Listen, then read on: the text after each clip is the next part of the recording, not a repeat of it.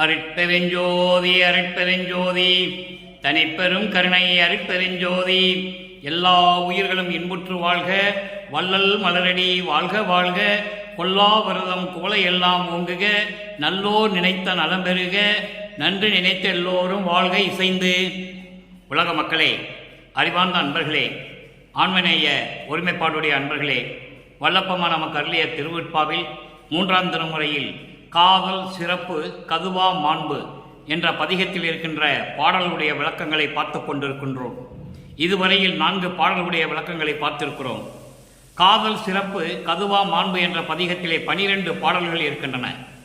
ஒவ்வொரு பாடலிலும் இறைவனை பற்றி வள்ளற்பெருமான் எப்படி கூறுகிறார் என்பதையும், மதங்களும் சமயங்களும் மார்க்கங்களும் சூழ்ந்திருந்த காலகட்டங்களில் இந்த 4 யுகங்களிலுமே எப்படி இறைவனை வர்ணித்து இறைவனுடைய உருவ நிலையை, உருவத்தை எப்படியெல்லாம் வர்ணனை செய்தார்கள் என்பதையும், அதன் பிறகு வள்ளற்பெருமான் இந்த மண்ணுலகை வருவிக்க உற்று தன்னுடைய மறைப்பு நிலை நீங்கிய பிறகு இந்த மதங்களும் சமயங்களும் மார்க்கங்களும் சாராத ஒரு இறைவன் அருட்பெருஞ்சோதி ஆண்டவர் என்ற நிலையை உலக மக்களுக்கு எடுத்து உரைப்பதற்காகவும், சமரச சுத்த சன்மார்க்கத்தை பெற்ற பிறகு இந்த மதங்களும் சமயங்களும் மார்க்கங்களும் தேவையில்லை என்ற நிலையை மக்களுக்கு உணர்த்துவதற்காகவும் 6ஆம் திருமுறையிலே எப்படியெல்லாம் இறைவனை உருவப்படுத்தி சொல்லுகிறார் என்பதையும், எப்படியெல்லாம் அருளை பெற்றுக்கொண்டார் என்பதையும் பார்த்து கொண்டிருக்கிறோம். ஒப்பிட்டு பார்த்து கொண்டிருக்கிறோம். மதங்கள் சமயங்கள் மார்க்கங்கள் சார்ந்த நிலையில் எப்படியெல்லாம் இறைவனை உருவகப்படுத்தி சொன்னார்கள் என்பதையும், எப்படியெல்லாம் பல பெயர்களை அழைத்து கொண்டார்கள் என்பதையும் நாம் பார்த்து கொண்டிருக்கிறோம். அதே நிலை மாறும்போது 4 யுகங்களிலுமே கிரேத யுகம், திரேத யுகம், துவார யுகம், கலியுகம், இந்த 4 யுகங்கள் முடிந்து விட்டன. இப்போ நாம் ஒளியுகத்தில் இருந்து கொண்டிருக்கிறோம், சமரச சுத்த சன்மார்க்க காலத்தில் இருந்து கொண்டிருக்கிறோம். அப்போ சமரச சுத்த சன்மார்க்க காலத்தில் இறைவன் அருட்பெருஞ்சோதி ஆண்டவர் தான். ஒரே இறைவன் அருட்பெருஞ்சோதி ஆண்டவர், ஆதியும் அந்தமில்லாம் தோன்றிய இறைவன். அதை எப்படியெல்லாம் மக்களுக்கு எடுத்து உரைக்கிறார் என்பதையும், அதன் பிறகு இந்த சமயங்களும் மதங்களும் மார்க்கங்களெல்லாம் நீங்கிய பிறகு, தன்னுடைய மறைப்பு விலகிய பிறகு, சமரச சுத்த சன்மார்க்கத்தை தன் தந்தையிடமிருந்து பெற்ற பிறகு எப்படியெல்லாம் அருளை பெற்றுக்கொண்டார் என்பதையும், எப்படி இறைநிலையை அடைந்தார் என்பதையும் நாம் பார்த்து கொண்டிருக்கிறோம். அந்த வகையில் இன்று நாம் பார்க்க வேண்டிய பாடல் 3ஆம் திருமுறை காதல் சிறப்பு கதுவா மாண்பு 5வது பாடல். பாடலை நன்றாக கவனியுங்கள். இங்கே எப்படியெல்லாம் இறைவனை சொல்லுகிறார் என்பதையும், அதன் பிறகு சமரச சுத்த சன்மார்க்கம் பெற்ற பிறகு அதே இறைவனை எப்படி சொல்லுகிறார் என்பதையும் நீங்கள் உன்னிப்பாக கவனிக்க வேண்டும். 5வது பாடல் என்றும் இரவார். அன்பர்களே, நல்லா கவனிக்கணும் அன்பர்களே. வல்லப்பமனம் கருளை திருவருட்பா என்பது சாதாரண நூல் அல்ல. பிரபஞ்சத்தின் உண்மைகளை கூறக்கூடிய அற்புதமான ஒரு நூல். அருள் அமுதம் பெருக்கெடுத்தும் நூல். அருள் அமுதம் பெருக்கெடுத்து ஓடுகின்றன. அப்படிப்பட்ட ஒரு நூல் திருவருட்பா. அதை நமக்கு அருளி இருக்கிறார்கள் என்பதை நீங்கள் மனதில் இருத்தி கொள்ள வேண்டும். என்றும் இரவார், இறைவனை பற்றி சொல்லுகிறார். என்றும் இரவார், மிடற்றில் விடம் இருக்க அமைத்தார். இந்த பிரபஞ்சத்தில் இறைவன் எப்படியெல்லாம் திருவிளையாடல்கள் செய்தார்கள் என்பதையும் கூறுகிறார். அப்படிப்பட்ட இறைவனை அருட்பெருஞ்சோதி என்று சொல்லாமல் இந்த சமயங்களும் மதங்களும் மார்க்கங்களையும் சேர்ந்தவர்கள் எல்லாரும் சேர்ந்து எத்தனையோ பெயர்களை அழைத்து கொண்டிருந்தார்கள். அதை தான் வல்லப்பெருமான் இங்கே கூறுகிறார். மிடற்றில் விடம் இருக்க அமைத்தார் என்றாலும் ஒன்று நிலையார், நிலையில்லாது ஓடி உழல்வார் என்றாலும் நன்று புரிவார், தருமன் உயிர் நலிய உதைத்தார். நல்லா கவனிக்க நண்பர்களே. தருமன் உயிர் நலிய உதைத்தார் என்றாலும் கன்றுன் கரத்தாய் நான் அவர் மேல் காதல் ஒளியேன் கனவினுமே. இது பாடல். அதாவது இறைவனின் மீது எப்படி காதல் கொள்கிறார். உலகியலுக்காக, உலக மக்களுக்காக தன்னை ஒரு பெண்ணாக உருவகப்படுத்தி அதை தாயிடம் சொல்லுவது போல தன் காதலை, இறைவனுடைய காதலை சொல்லுகிறாள். ஒரு பெண் தன் தாயிடம் இறைவனை எப்படியெல்லாம் காதலிக்கிறேன் என்று சொல்லுகிறாள். அப்போ தாய் என்ன சொல்லுகிறாள்? இது போன பதியத்திலே பார்த்தோம், 16வது பதியத்திலே பார்த்தோம். தாய் என்ன சொல்லுகிறார் மகளிடம்? அவனுக்கு உண்ண உணவு இல்லை, பிச்சை எடுத்து உண்ணுகிறான், உடுக்க உடை இல்லை, கந்த துணியை கட்டி கொண்டிருக்கிறான், இருக்க இடமில்லை, படுக்க இடமில்லை, சுடுகாட்டிலே படுத்து கொண்டிருக்கிறான். அப்படிப்பட்டவனை நீ காதலித்து மனம் புரிந்து என்ன சுகத்தை காணப்போகிறாய் என்று ஒரு தாய் மகளிடம் சொல்லுவது போல பாடலை இயற்றியிருந்தார்கள் வல்லப்பமானவர்கள். இதனால் உலக மக்களுக்கு தெரிவிப்பது என்னவென்றால், அதனுடைய மைய கருத்து, இந்த மதங்களும் சமயங்களும் மார்க்கங்களும் சூழ்ந்திருந்த காலங்களில் இறைவனை எப்படியெல்லாம் உருவகப்படுத்தினார்கள் என்பதையும், அப்படிப்பட்ட இறைவனிடம் நான் காதல் கொண்டிருக்கிறேன், அப்படிப்பட்ட இறைவனை நான் நேசிக்கிறேன் என்பதையும், அப்படிப்பட்ட இறைவனுடைய காதலை, அந்த காதலை, அளவில்லாத காதலை நான் கனவில கூட மறக்க மாட்டேன் என்று சொல்லுவதையும் உலக மக்களுக்கு தெரியப்படுத்துகிறார் நமது இறைவன் வல்லற்பமானவர்கள். இதான் மைய கருத்து. ஒரு பெண் சொல்லுவது போல உருவகப்படுத்தி சொல்லுகிறார், அவ்வளவுதான், வேற ஒன்றும் இல்லை. ஆக இது பாடல். இப்ப இந்த பாடலில் சொல்ற பாருங்க, என்றும் இரவார். என்றும் இரவார் என்பது ஆதியும் அந்தமெல்லாம் தோன்றிய இறைவன். அவனுக்கு இறப்பு என்பது இல்லை, அவனுக்கு இறப்பு இல்லை, மரணமில்லா பெருவாழ்வில் இருந்து கொண்டிருக்கின்றவர்.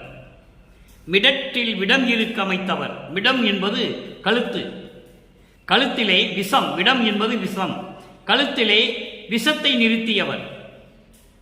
இதற்கு இறைவன் ஒரு திருவிளையாடல் செய்திருக்கிறார். அன்பர்களே, நான் ஏற்கனவே கூறியது போல வல்லப்பமான அவர்கள் பிரபஞ்சத்தின் உண்மைகளை கூறுகிறார். அதாவது பாற்கடலிலே அமுதம் கடையும் போது அரக்கனானவன் விஷத்தை கக்குகிறான். பாம்பை வைத்து அந்த கடலை கடையும் போது அந்த பாம்பு என்கின்ற அரக்கன் விஷத்தை கக்குகிறான் அமுதத்திலே. அந்த விஷத்தை உண்டால் தேவர்களும் விண்ணில் உள்ள அத்தனை பேரும் மாண்டு விடுவார்கள். அதற்காக அந்த விஷத்தை தான் எடுத்து உண்டு கழுத்திலே நிறுத்தி கொண்டவன். அதைதான் விடற்றில் விடம் இருக்க அமைத்தவர் என்றாலும் ஒன்று நிலையார். ஒன்று என்பது கடவுள் நிலையில் இருக்கின்றவர், கடவுள் நிலையில் இருக்கின்ற இறைவன், இறைநிலையில் இருக்கின்றவர், அருளோடு விளங்கிக் கொண்டிருக்கின்ற இறைவன் நிலையில்லாது ஓடி உழல்வார் என்றாலும் ஓரிடத்தில் நிற்காமல் இந்த பிரபஞ்சத்தில் பரிபூர்ணமாக நிறைந்து கொண்டு எல்லா இடங்களிலும் ஓடி திரிந்து கொண்டிருக்கின்ற இறைவன் என்றாலும் நன்று புரிவார். நன்மைகளையே செய்யக்கூடிய இறைவன். தருமன் உயிர் நலிய உதைத்தார். தருமனுக்கு உயிர் போகவில்லை. பாரத போர் முடிந்தது, எல்லாரும் மாண்டு விட்டார்கள். கிருஷ்ணனும் மாண்டு விட்டான், ஒரு வேடன் கையிலே மாண்டு விட்டான், இறந்து விட்டான். பாண்டவர்கள், கௌரவர்கள் எத்தனை பேருமே இறந்து விட்டார்கள். ஆனால் தருமனுடைய உயிர் போகவில்லை. காரணம், அவன் செய்த குற்றம். ஒரு பெண்ணை, தன் மனைவியை அடமானம் வைத்து பணைய வைத்து சூதாடினான், நாட்டை சூதாடினான். நாடு மக்களுடையது, நாட்டை வைத்து சூதாடினான். உடன் பிறந்த தம்பிகளை வைத்து சூதாடினான். அவர்களுடைய சுதந்திரங்களை எல்லாம் பறித்துவிட்டு கட்டிய மனைவியை வைத்து பணைய வைத்து சூதாடினான். அந்த குற்றத்திற்காக அவன் உயிர் போகவில்லை, உயிரோடு போராடி கொண்டிருக்கிறான். அப்போ இறைவன் காலால் எட்டி உதைக்கிறான், தர்மனுடைய உயிர் பிரிகிறது. இதுதான் பிரபஞ்சத்தின் உண்மை. யாரும் சொல்லியிருக்க மாட்டார்கள், வல்லப்பமான் கூறுகிறார். யாரும் சொல்லவில்லை, வல்லப்பமான் அதை கூறுகிறார். பாருங்கள், தருமன் உயிர் நலிய உதைத்தார் என்றாலும், தருமனுடைய உயிர் போவதற்காக அவனை காலால் எட்டி உதைத்து உயிரை எடுத்துக்கொண்டார் என்றாலும் கன்றுன் கரத்தாய் என்பது வளையல்கள் அணிந்த அழகான கைகளை உடைய என் தோழியே, நான் அவர் மேல் வைத்த காதலை ஒளியேன் கனவினுமே. நான் இறைவன் மீது கொண்டுள்ள பற்றுள்ள அந்த காதலை கனவில் கூட என்னால் ஒழிக்க முடியாது, விட முடியாது.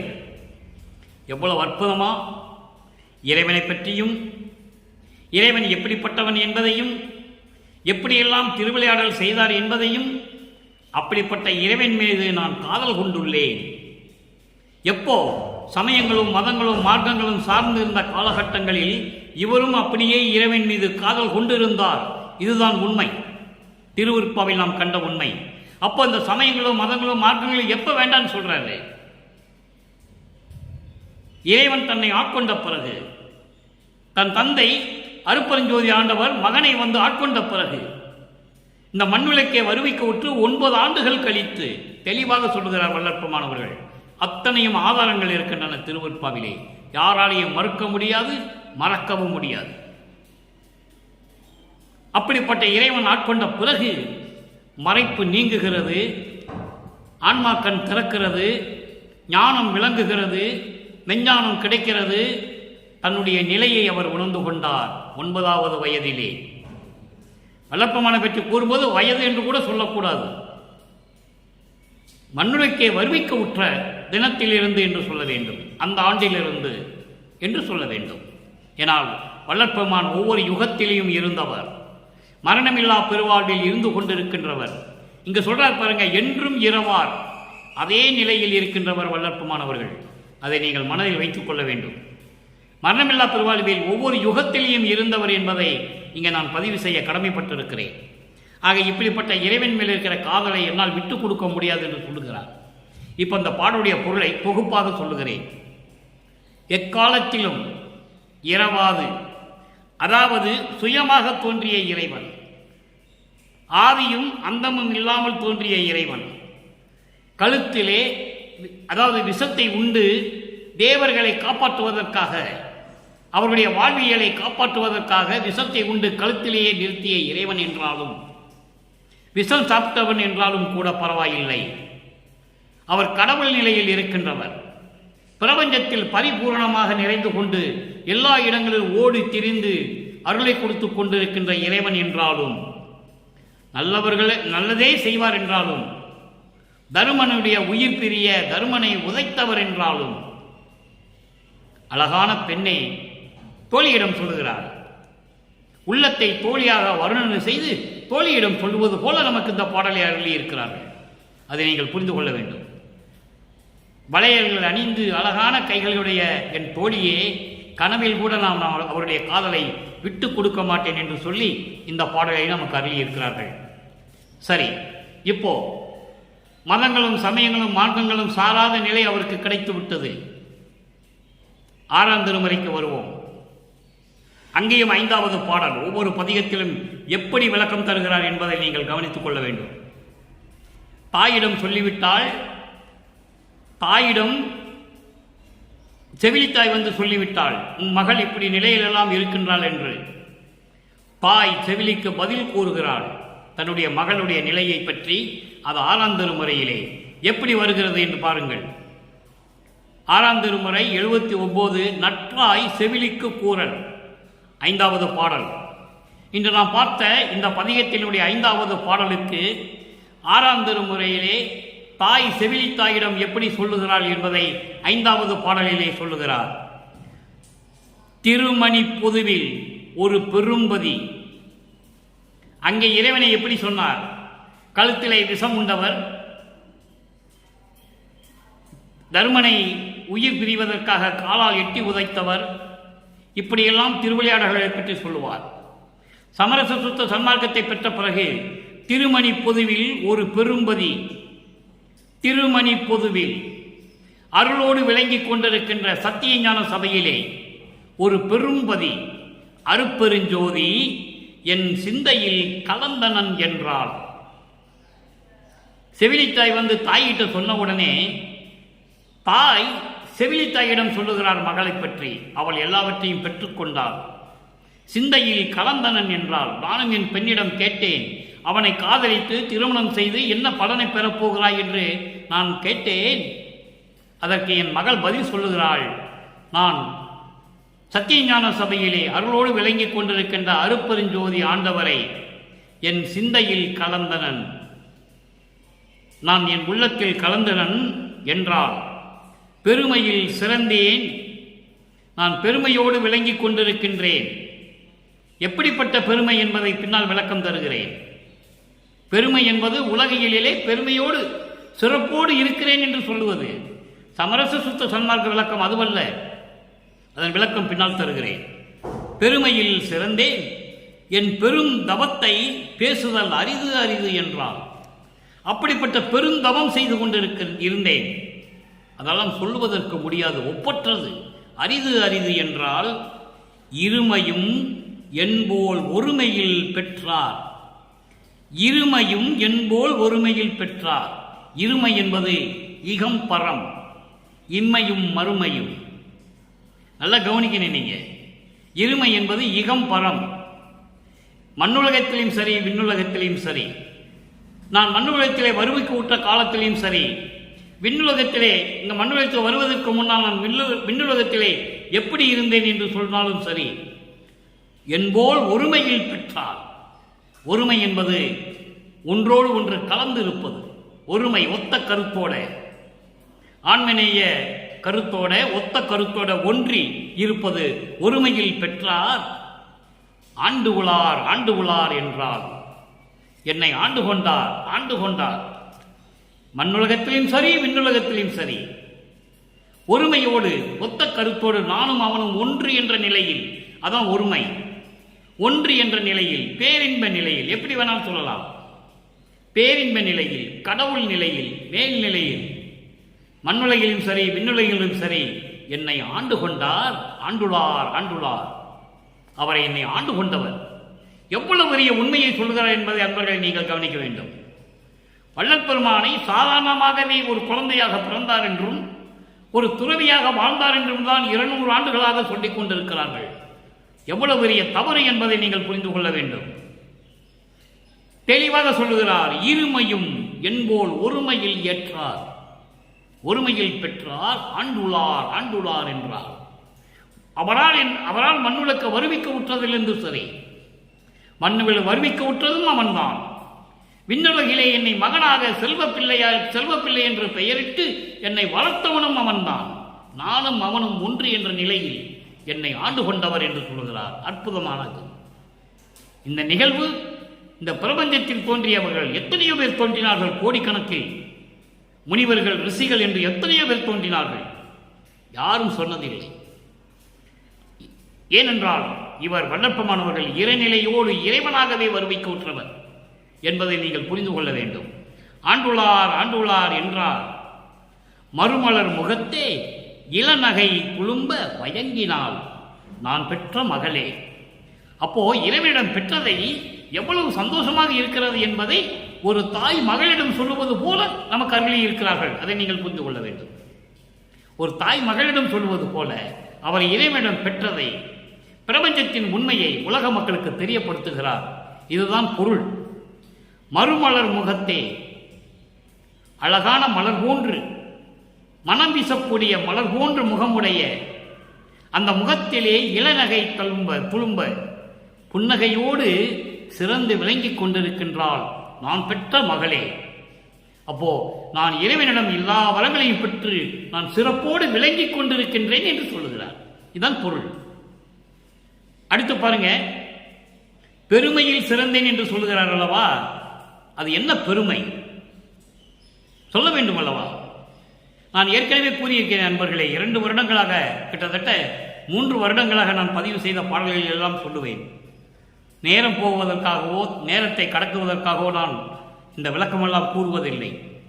வல்லப்பமான் கூறிய பிரபஞ்சத்தின் உண்மைகளையும் அவருடைய இறைநிலையையும், வல்லப்பமான் இறைவன் என்ற நிலையையும் உலக மக்களுக்கு தெரியப்படுத்த வேண்டும் என்ற நோக்கில்தான் எல்லா பொருள்களுடைய விளக்கங்களையும் நான் கொடுத்து கொண்டிருக்கிறேன்.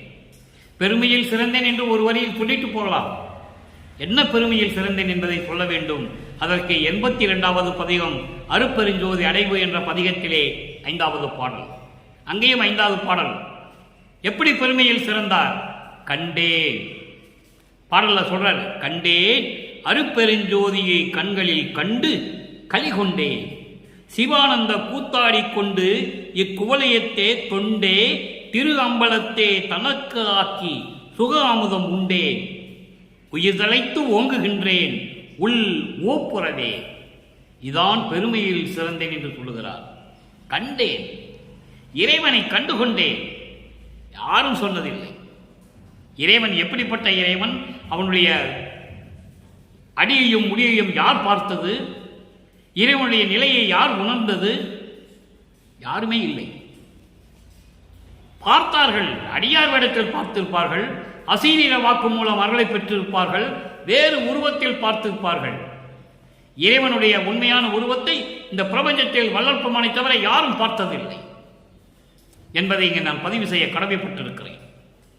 கண்டேன் அருப்பெருஞ்சோதி ஆண்டவரை கண்டேன், அருப்பெருஞ்சோதியை கண்களில் கண்டு கலிகொண்டேன், பேரின்பம் அடைந்தேன்.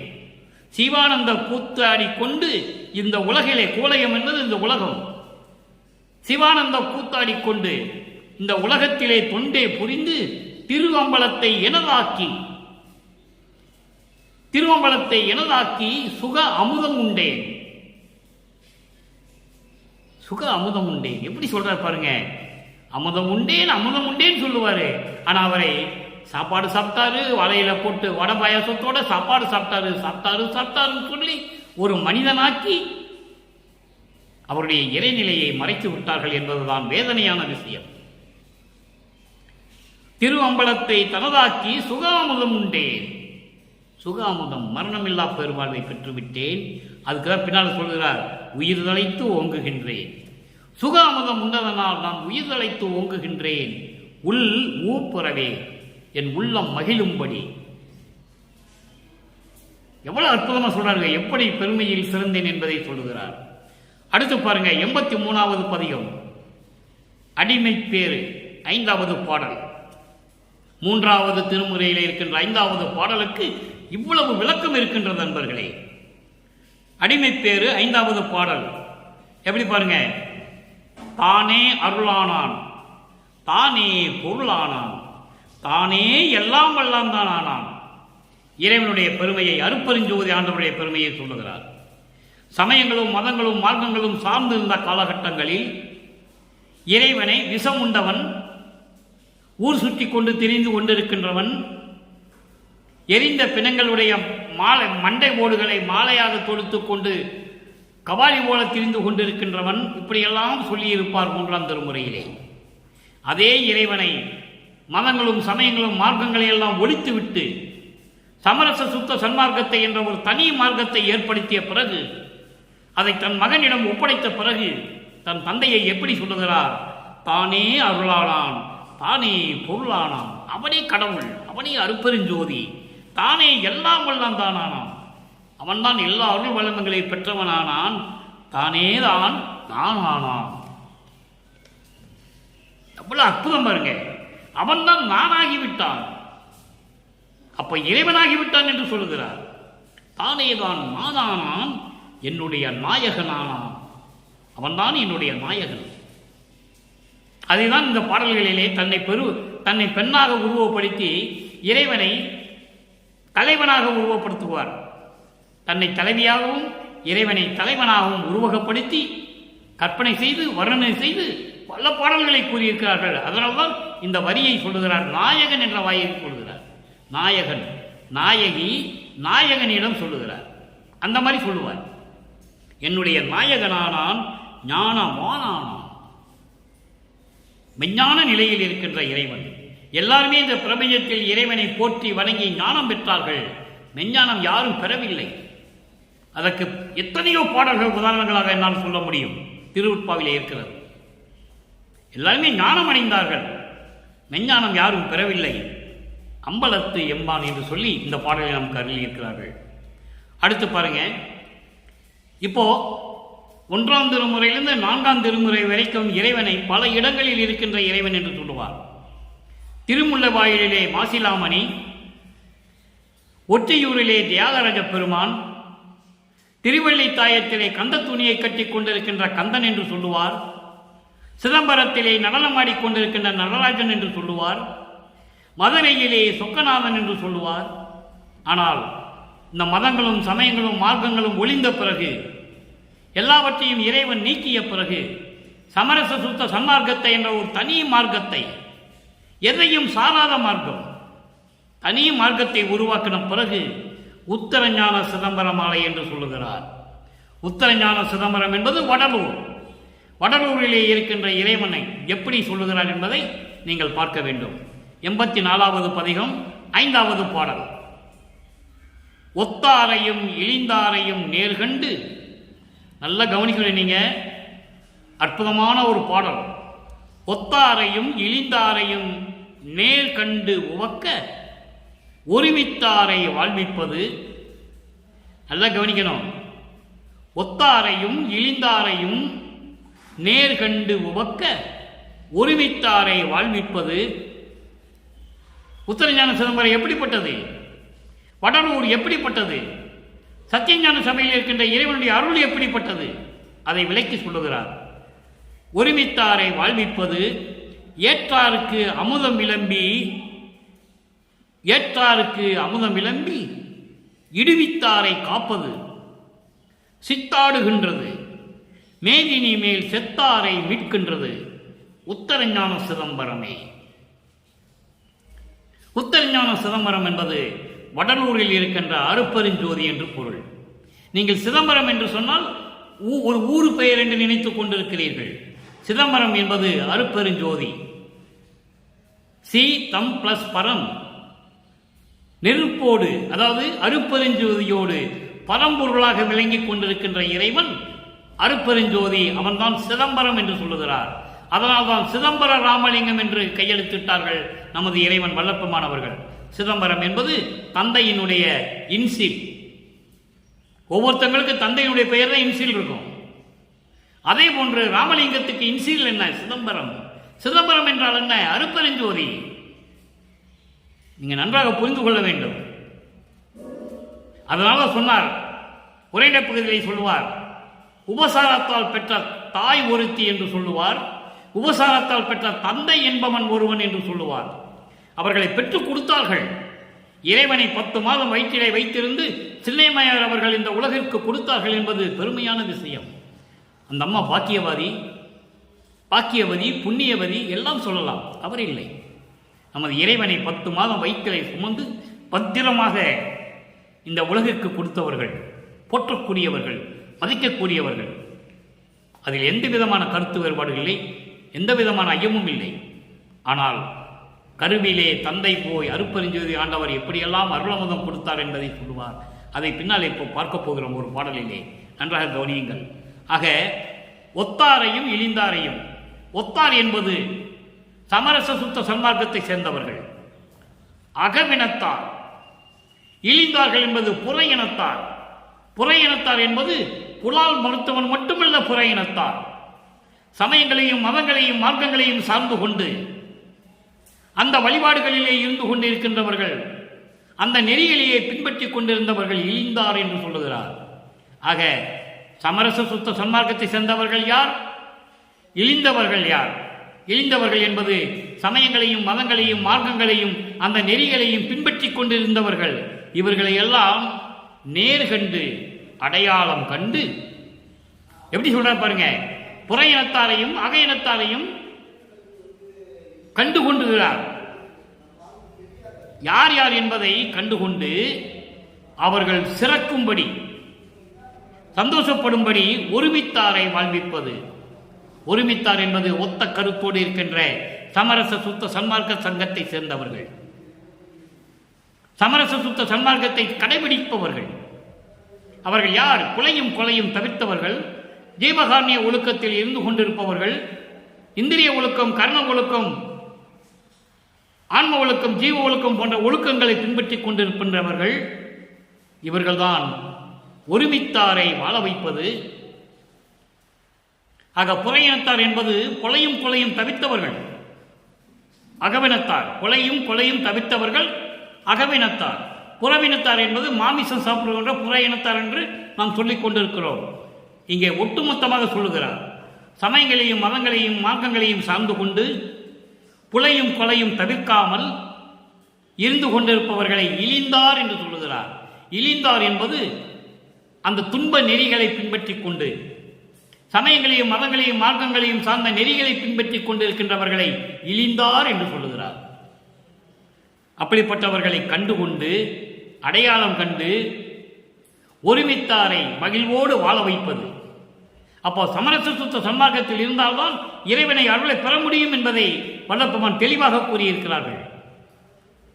வாழ்விப்பது ஏற்றாருக்கு அமுதம் விளம்பி. ஏற்றாருக்கு என்பது அப்படிப்பட்ட சமரச சுத்த சன்மார்க்கத்தை ஏற்றுக்கொண்டவர்களுக்கு, சமரச சுத்த சன்மார்க்கத்தின் நெறிகளை கடைபிடித்துக் கொண்டு இறைவனை வணங்குகின்றவர்களுக்கு, சமயங்களும் மதங்களும் மார்க்கங்களும் சேராத இறை வழிபாட்டை மேற்கொண்டவர்களுக்கு விரும்பி அமுதம் கொடுப்பது. அமுதம் என்பது அருள் கொடுப்பது. அருள் கொடுப்பது இடிவித்தாரை காப்பது. துன்பப்பட்டு கொண்டிருக்கின்றவர்களை காத்து கொடுப்பது, காப்பாற்றுவது. சமரச சுத்த சன்மார்க்கத்தில் இருந்து கொண்டு துன்பப்பட்டு கொண்டிருக்கின்றவர்களை காப்பாற்றுவது. அப்போ இறைவனை கண்டுகொள்கிறார். இவன் நம்ம ஆள் இல்லை, அப்போ என்ன சொல்லணும்? நம்மகிட்ட வரணும். அதை தான் அவர் சொல்கிறார். சமரச சுத்த சன்மார்க்கத்துக்கு எல்லாத்துக்கும் எல்லாரையும் வர சொல்கிறார். அப்போ இடிவிப்பாரை காப்பது, துன்பப்படுகின்றவர்களை காத்து கொண்டிருப்பது, சித்தாடுகின்றது, அருள் செய்து கொண்டிருப்பது, அருளாட்சி செய்து கொண்டிருப்பது, மேதினி மேல் இந்த உலகத்திலே செத்தாரை மீட்கின்றது.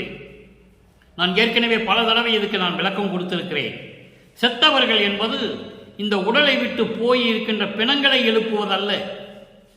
செத்தாரை எழுப்புவது என்பது சமரச சுத்த சன்மார்க்க சத்திய நெறிகளை தெரியாமல் இறந்தவர்கள் அந்த ஆன்மாக்களை எழுப்பி மறுபடியும் பிறக்க செய்து மறுபடியும் இந்த உலகிலே பிறவியை கொடுத்து சமரச சுத்த சன்மார்க்கத்தை அந்த ஆன்மாக்களுக்கு சொல்லித் தருவது. மறுபடியும் அவர்கள் இந்த சன்மார்க்க சங்கத்திலே, சுத்த சன்மார்க்க சங்கத்திலே சேர்ந்து இந்த உலகிலே சமரச சுத்த சன்மார்க்கத்தை பரப்ப வேண்டும் என்பதற்காக செத்தாரை மீட்பது. அதுதான் செத்தாரை மீட்பது. செத்து போன பிணங்களை வச்சுக்கிட்டு எழுப்புறதில்லை. அது இயற்கைக்கு புறம்பானது, இயற்கை உண்மை விளக்கத்திற்கு புறம்பானது. செத்தவர்களை எழுப்புவது என்பது சமரச சுத்த சன்மார்க்கத்திலே இல்லாமல், அதை பற்றி தெரியாமல் இறந்து போனவர்கள். ஏற்கனவே இந்த பிரபஞ்சம் தோன்றிய காலத்திலிருந்து இத்தனை ஆண்டுகளாக, பல யுகங்களாக சமயங்களையும் மதங்களையும் மார்க்கங்களையே பின்பற்றி கொண்டு செத்து விட்டார்கள், மடிந்து விட்டார்கள். சமரச சுத்த சன்மார்க்கத்தை தெரிந்து கொள்ளாமல் அப்படிப்பட்ட ஆன்மாக்களை எழுப்பி மீண்டும் பிறவியை கொடுத்து, மனித தேகத்தை கொடுத்து இந்த உலகத்திற்கு வர வைத்து சமரச சுத்த சன்மார்க்கத்தை சொல்லிக் கொடுப்பது. அப்படி என்றால்தான் சமரச சுத்த சன்மார்க்கம் உலகம் ஃபுல்லாக விளங்கும் என்பதற்காக வல்லப்பெருமானவர்கள் இதை நமக்கு அருளி இருக்கிறார்கள். செத்தாரை மீட்கின்றது உத்தரஞான சிதம்பரமே. அப்படிப்பட்ட இடம் எந்த இடம்? உத்தரஞான சிதம்பரம், வடலூர். வடலூரிலே இருக்கின்ற அருப்பெருஞ்சோதி ஆண்டவர் இவ்வளவும் செய்து கொண்டிருக்கிறார் என்பதை உலக மக்களுக்கு தெளிவாக நமக்கு அருளி இருக்கிறார்கள். அடுத்து பாருங்க, 85வது பதிகம் திருவருட்பேறு. சரி, இப்ப எல்லாம் முடிச்சாச்சு, எல்லாம் சொல்லியாச்சு. இப்போ திருவருளுடைய பெருமிதம் எப்படி இருக்கும்? 5வது பாடல். அதை நினைத்து நினைத்து, அந்த அருளை பற்றி நினைத்து, பெருமையை பற்றி நினைத்து உலக மக்களுக்கு சொல்லுகிறார் நமது இறைவன் வல்லப்பெருமானவர்கள். உண்ணுகின்றதோறும் எனது உள்ளம் உருகுகின்றது. இறைவனை பற்றி நினைக்கும் போதெல்லாம் என் உள்ளம் உருகுகின்றது. இறைவன் எனக்கு கொடுத்த அருளை பற்றி நினைக்கும் போதெல்லாம் என் உள்ளம் உருகுகின்றது. நெருங்கி பாருங்க, அழகா சொல்லுவாரு, நெருங்கி வந்து எண்ணுரைப்பேன் எண்ணுரைப்பேன் எந்தாயே. அதை நெருங்கி என்பது துணிந்து நின்று என்று சொல்லுவார். துண்ணி நின்றுனா என்னிடம் வந்து இறைவனுடைய அருளை பற்றி நினைக்கும் போது, எனக்கு எப்படியெல்லாம் அருளை கொடுத்தார் என்று நினைக்கும் போதெல்லாம் என் உள்ளம் உருகுகின்றது. எண்ணுரைப்பேன் எண்ணுரைப்பேன், இதெல்லாம் எப்படி சொல்லுவேன்? என் தாயே, உன்னை பற்றி நான் எப்படி சொல்லுவேன்? தாய் போன்று விளங்கிக் கொண்டிருக்கின்ற தாய் உள்ளம் கொண்ட எனது இறைவனை, என் தந்தையே, அருப்பெருஞ்சோதியே, துண்ணி நின்று தூக்கம் தவிர்த்து. துண்ணி நின்று என்பது என்னிடம் வந்து, என்னை நெருங்கி வந்து, என்னை கட்டி அணைத்து முத்தமிட்டு கொஞ்சி குலாவி என் தூக்கத்தை தவிர்த்து, தூக்கத்தை நீக்கி. இறைவனுக்கு தூக்கம் தேவையில்லை. நல்ல கவனிக்க, நீங்க திருவருட்பாவில பல இடங்களிலே சொல்லுவார், தூங்கலை மகனே அஞ்சாதே மகனே என்று சொல்லுவார். தூக்கம் தவிர்த்து எனது தூக்கத்தை நீக்கி என்னை தூக்கி எடுத்து சொல்லிட்டார் பார்த்தீங்களா? என்னை தூக்கி கட்டி அணைத்து எடுத்து முத்தமிட்டு கொஞ்சி குழாவி, மகனே என்று சொல்லி கொஞ்சி குழாவி அன்போடு மேல் ஆக்கமுற வைத்தாய். மேல் ஆக்கமுற வைத்தாய். அது அது அது என்பது கடவுள் நிலை, இறைநிலை.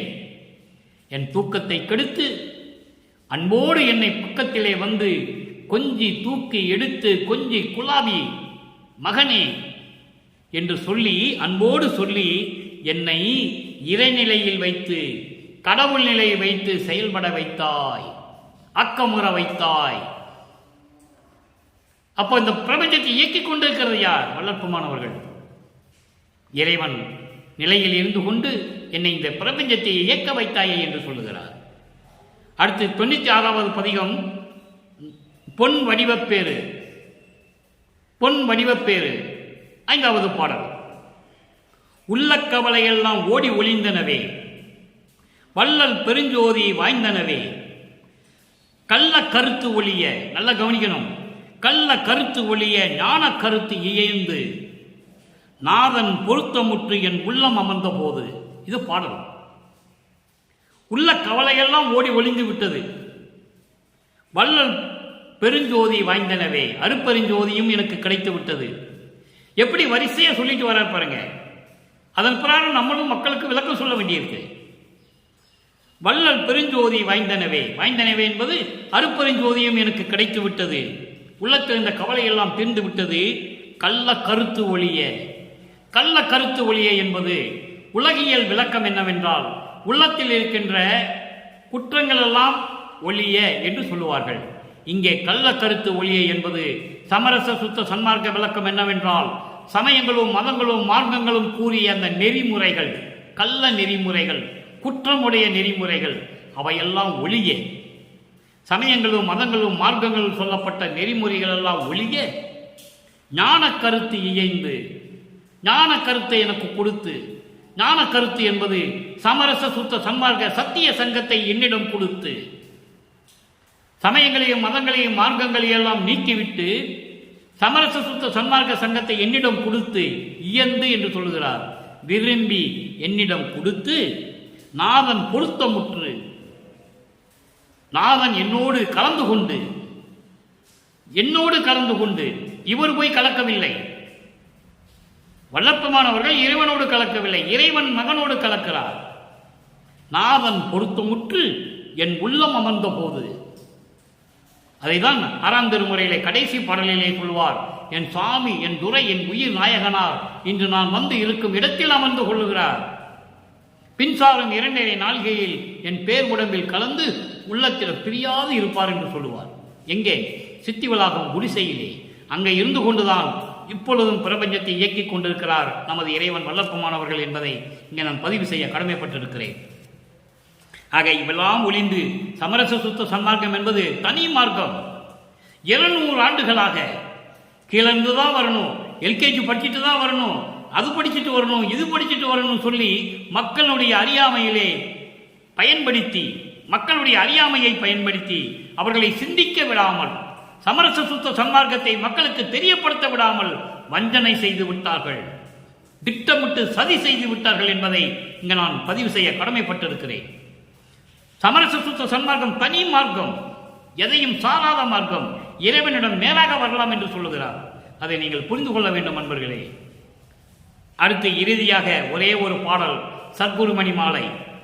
சத்குருமணி மாலையிலே சொல்லுகிறார், 98வது பதிகம் 5வது பாடல். இறைவன் எப்படிப்பட்ட இறைவன் சொல்லுகிறார்? அங்கே விஷம் உண்டார் என்று சொல்லுவார், கழுத்திலே பாம்பை அணிந்து கொண்டவர் என்று சொல்லுவார், பல உருவங்களிலே சொல்லுவார். காரணம், அந்த காலகட்டங்களில் சமயங்களும் மதங்களும் மார்க்கங்களும் இறைவனை அப்படிதான் சொல்லிக் கொண்டு இருந்தன. சமரச சுத்த சன்மார்க்கத்தை பெற்ற பிறகு எப்படி சொல்றார் பாருங்க, உருவமும் அருவமும் உபயமும் உள்ளதாய். உருவமும் அருவமும் உபயமும், உருவமாகவும் இருப்பார், அருவமாகவும் இருப்பார், ஒரு அருவமாக இருப்பார், அதான் உபயம் என்று சொல்லுகிறார். அது இல்லாமலேயும் இருப்பார். உருவமாக இருக்கலாம், அருவமாகவும் இருக்கலாம், ஒரு அருவமாகவும் இருக்கலாம், அது இல்லாமலேயும் இருக்கலாம், காற்றோடு காட்டாக கண்ணுக்கு தெரியாமல். ஒளிர் ஒரு தனி முதலே, ஒளிர் ஒரு தனி முதலே என்பது அருப்பெருஞ்சோதி. அருட்பெருஞ்சோதியாக இருக்கின்றவர். அடுத்த ஒரு வரி சொல்கிறார் பாருங்க, கருவினில் எனக்கு அருள் கனிந்து அளித்தவனே. பிரபஞ்சத்தில் எந்த முனிவனும் எந்த ரிஷியும் சொன்னதில்லை. ஒரு தாய் கருவறையிலே இருக்கும்போது தாய் என்ன உணவு உண்கிறாளோ அதுதான் குழந்தைக்கு போய் சேரும். ஆனால் வள்ளற்பெருமானுக்கு அப்படி அல்ல. ஒரு தாயின் வயிற்றிலே குழந்தையாக இருக்கும்போது யார் போய் உணவு கொடுத்தது? இறைவன் சொல்கிறார், கருவினில் எனக்கு அருள் கனிந்து அளித்தவனே. அற்புதம். கருவினில் எனக்கு அருள் கனிந்து அளித்தவனே, கண்ணுடையாய் பெரும் கடவுளர் பதியே. எல்லா தேவர்களுக்கும் மாணவர்களுக்கும் இறைவனாக விளங்கிக் கொண்டிருக்கின்ற இறைவன் அருட்பெருஞ்சோதி. திருநிலை பெற என்னை வளர்க்கின்ற பரமே.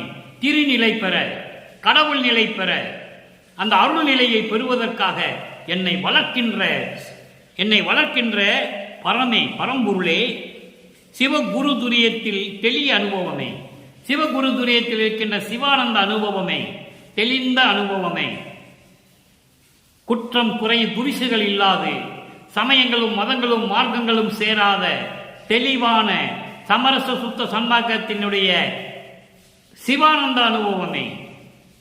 சிவானந்த அனுபவமே. தருவளர் பொழில் வடல் சபை நிறை ஒளியே. வடலூரை பற்றி சொல்லுகிறார். வடல் சபை நிறை ஒளியே, தனி நடராஜ என் சத்குருமணியே. தருவளர் என்பது அருள் நிறைந்த அழகான, பொழில் என்பது அழகான, அருள் நிறைந்து அழகான அருள் மனம் வீசிக்கொண்டிருக்கின்ற, அதான் பொழில், அருள் மனம் வீசிக்கொண்டிருக்கின்ற வடல் சபை. வடலூரிலே இருக்கின்ற சத்தியஞான சபையிலே பரிபூரணமாக, நிறை என்பது பரிபூரணம், பரிபூரணமாக இருக்கின்ற ஒளியே, அருட்பெருஞ்சோதியே, தனி நடராஜ என் சத்குருமணியே என்று சொல்லி இந்த பாடலை நமக்கு அருளியிருக்கிறார்கள். அன்பர்களே, இன்று நாம் பார்த்த பாடலுடைய விளக்கம் உங்களுக்கு புரிந்திருக்கும். தொடர்ந்து பாருங்கள், கேளுங்கள். சந்தேகம் வரும்போதெல்லாம் இந்த பாடலுடைய விளக்கத்தை கேளுங்கள், உங்களுக்கு புரியும் என்று கூறி இன்றைய நிறைவை நான் நிறைவு செய்கிறேன். எனவே நீங்களும் அப்படிப்பட்ட இறைவனை, சமயங்களும் மதங்களும் மார்க்கங்களும் சாராத ஒரு வழிபாடை இறைவனை வணங்கி, அருட்பெருஞ்சோதியை வணங்கி, அருட்பெருஞ்சோதி அருட்பெருஞ்சோதி தனிப்பெருங்கருணை அருட்பெருஞ்சோதி என்ற மகாமந்திரத்தை உச்சரித்து இறைவனுடைய அருளை பெற்றுக்கொண்டு நீங்கள் இந்த உலகிலே பிள்ளைகளோடும் மக்களோடும் உறவினர்களோடும் எல்லா வளங்களையும் பெற்று நியூடில் வாழ்கிற இறைவனுடைய தயவாலயம் கருணையாலயம் வாழ்க்கை விளைவருகிறேன். மீண்டும் நாளை சந்திப்போம். நன்றி, வணக்கம். அருட்பெருஞ்சோதி அருட்பெருஞ்சோதி தனிப்பெரும் கருணை அருட்பெருஞ்சோதி.